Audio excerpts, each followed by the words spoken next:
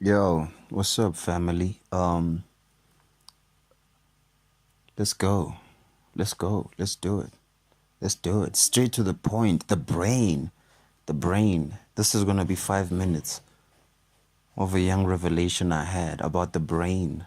Uh-huh. Let's go. I missed y'all. Let's do this. Ejo, which is the whole collective. It's one being. Ejo Bona. So I was thinking about, not even thinking. So I'm on my bed earlier in the morning. First of all, I take pride in saying that I'm a teacher. Like, even though I'm more of a student than a teacher, but due to what I've been through, it's just made me an automatic teacher to some people, but still a student to most people, to everyone actually. But it gives me pride that everyone in here, Ratwan, were teachers and students of each other. Heaven. So now I'm on my bed in the morning and I get a download. Chapa. It gets in. So I was thinking about prophets. I guess, as you know, this week I've been studying prophets. So I'm like, ay man, how do prophets know people's names? Like, they look at someone and they can tell about that person. And I'm like, oh, it hit me. It goes back to the holographic universe. Now, I think next week my study might just be the brain. Now, when we think about it, what is the brain? Let's talk about the brain. What is the brain? The brain is the physical manifestation of the mind.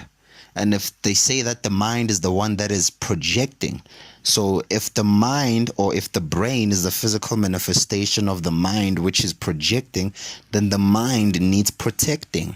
But not protecting as if like you gotta guard your mind, because if you don't guard your mind, you know you're not guarding the kingdom. The mind is the kingdom and the brain is the physical manifestation. So I was like, oh shit, that's how prophets know.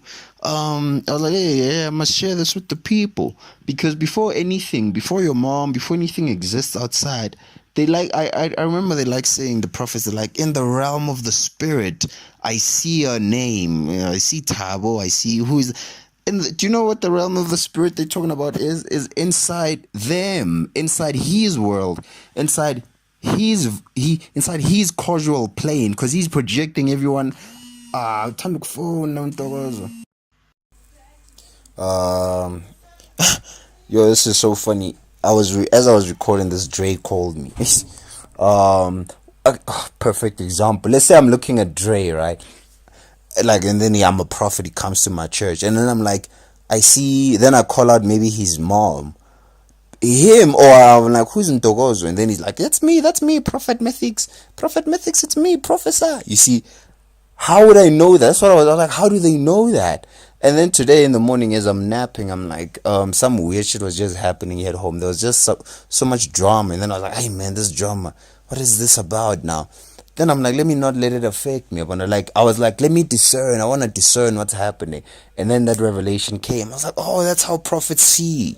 It's the holographic universe that Micheal Talbot talks about. You should check out a book. Even Bobby, everyone talks about it. Everyone talks about it. The holographic universe. And what is the projector of what you are seeing? The most beautiful one I thought is any movie you watch, any futuristic movie. Oh, that one hit me so hard.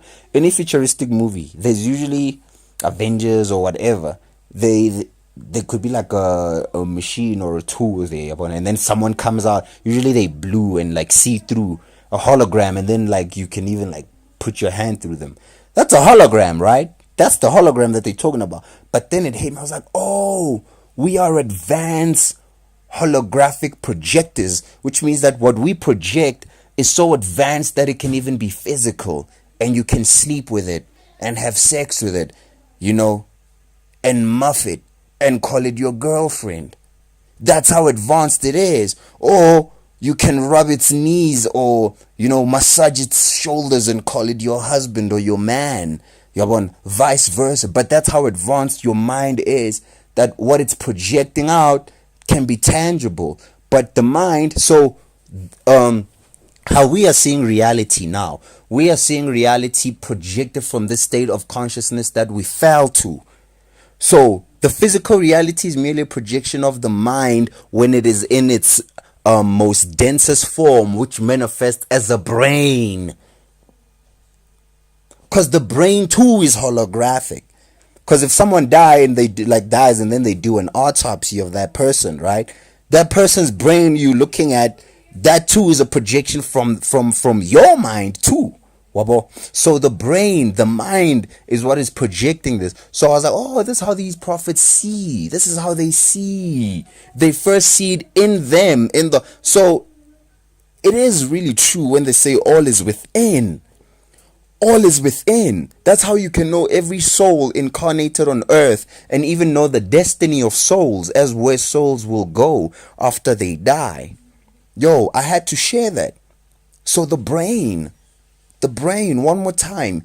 The brain is the physical manifestation of the mind, and the mind is the projector. And if the brain is the physical manifestation of the projector or that which is projecting, then the brain needs protecting. And how do you protect your brain?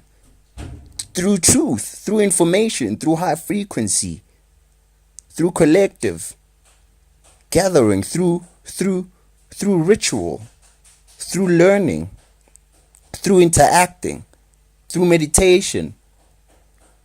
This might sound silly, but even through love, because the heart actually is the one that rules.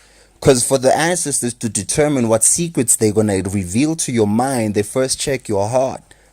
That's why in ancient times they threw away the brain and kept the heart as a symbolic way to show you that most people neglect the heart chakra and jump straight. They want the crown and the third eye is open, but then we neglect the heart. I just want to throw that in there, maybe in case no one knew. If your heart ain't vibrating, if you don't sit and like doubt and maybe like analyze yourself and like those type of things, then some secrets may not come to you.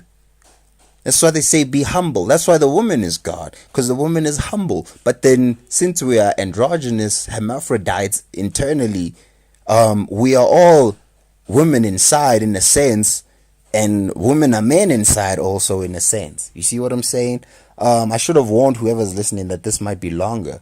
But actually, that prophet I was listening to made some sense, because someone asked him, I was listening to Prophet Java. Someone asked him, he said that if you have a weak imagination, then you are limiting yourself to finding God. And then one of the people asked, he's like, well, how do you go about expanding your imagination? And I was shocked because it's a Christian prophet, and he's like, question your beliefs, question everything you believe in, question everything you believe in. I was like, oh my God. I was like, this guy. And then that's what I do. Like, I even question spirituality. Like, and then at that moment of questioning, I'll feel a physical sensation of it. I was like, yo, damn, this is real, So if you can't question what you believe in because you're afraid it's wrong, then hey, you might have a shaky future, So the brain, I just had to share that with you guys. Aware, fam.